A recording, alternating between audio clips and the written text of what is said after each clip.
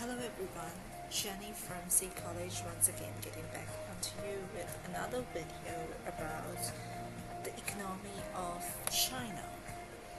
In this video, we're going to discuss about the population growth and its effect on aggregate supply and demand.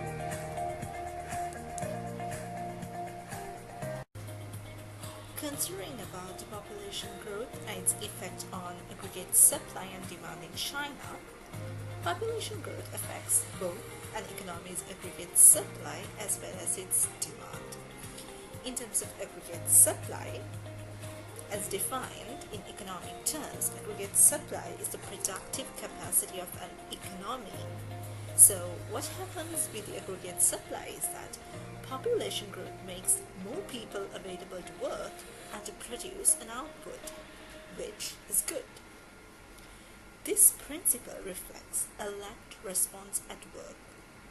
At any given time, the number of new entrants to the labor force reflects past vital rates.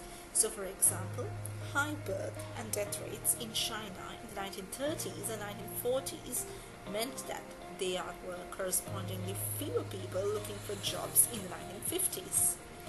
In contrast, the fall in death rate and rise in birth rate in the 1950s had the opposite effect, when the number of people reaching working age began to rise sharply in the late 1960s and 1970s. So as you can see, there is a lagged response at work when it comes to population growth and aggregate supply.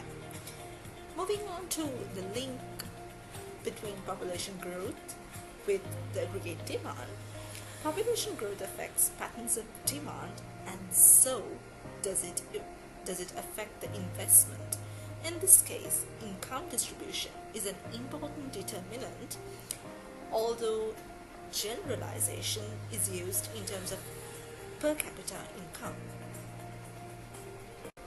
Considering the impact of demand due to population growth rate, as per for the pattern of consumption, usually what we consider is that the lower the level of per capita income, the more will be spent on food than on manufactured goods or even luxuries.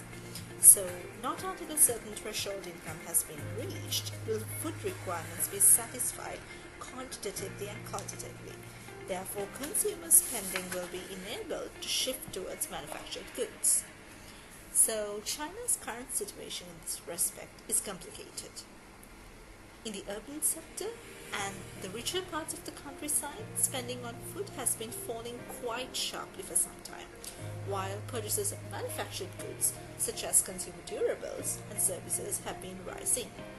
But elsewhere in China, especially in the countryside of the interior provinces, consumption patterns are much closer to those of the poorer countries, with the share of household expenditure on food remaining correspondingly high. There is also a more subtle point that has extremely important implications for growth. The faster population grows, the more investment is needed simply to maintain the existing average level of capital per member of the workforce. This definitely has implications for worker productivity, because demand for capital widening, that is keeping per worker availability of capital constant rather than for capital deepening, that is making available more capital per worker on the basis of which improvements in labor productivity can more readily take place. Whichever the case, this may inhibit rise in output per man-hour, and therefore it can constrain growth.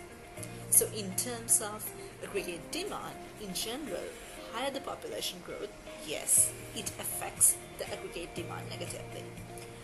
In a developing country, half or even 2/3 of total investment may be used simply to keep up with the labor force growth, that is to stand still. This is stated by Krug 1997.